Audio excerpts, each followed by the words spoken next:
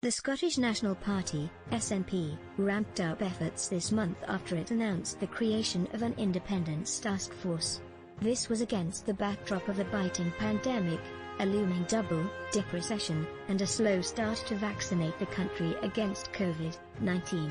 It is believed First Minister Sturgeon and the SNP are keen on using Holyrood spring elections to gauge national sentiment for a UK breakaway. Prime Minister Boris Johnson has repeatedly refused to entertain the idea of a second independence referendum.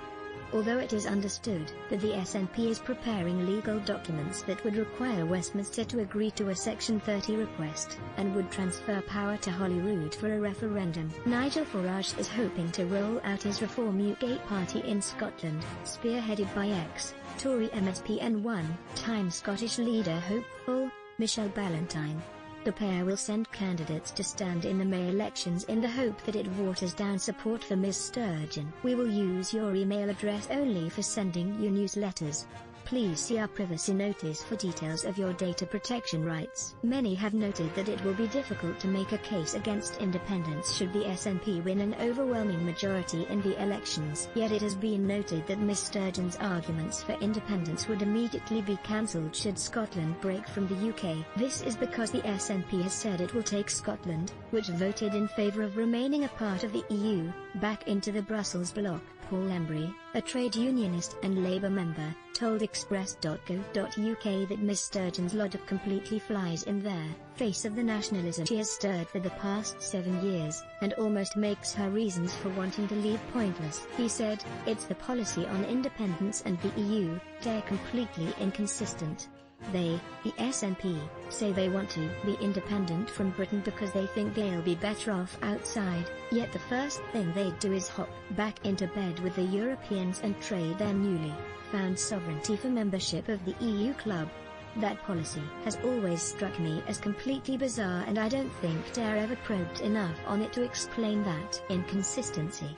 Democratic control, national self-determination and identity, and full political decision-making transferred to Holyrood are cited as some of the main reasons for independence. Scotland would, however, be expected to sacrifice many of these things should it rejoin the EU.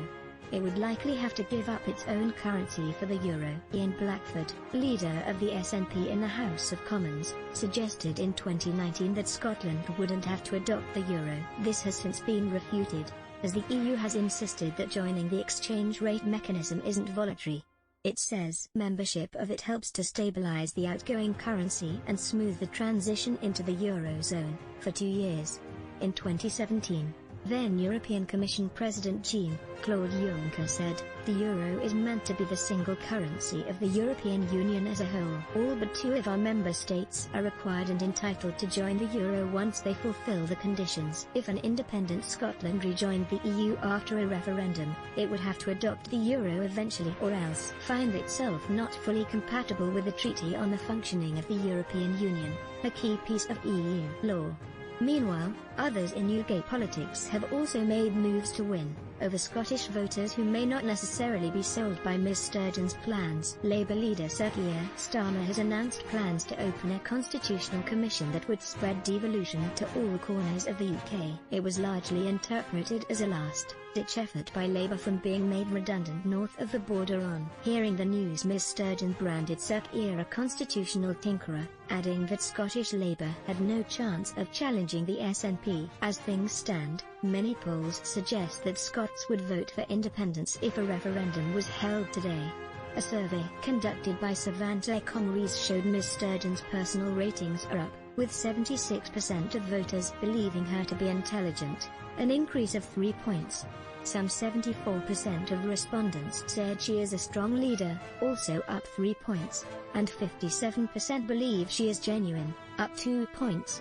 Many in Scotland are also happy with Ms. Sturgeon's handling of the pandemic. This appears to have won over swathes of Labour and Tory voters.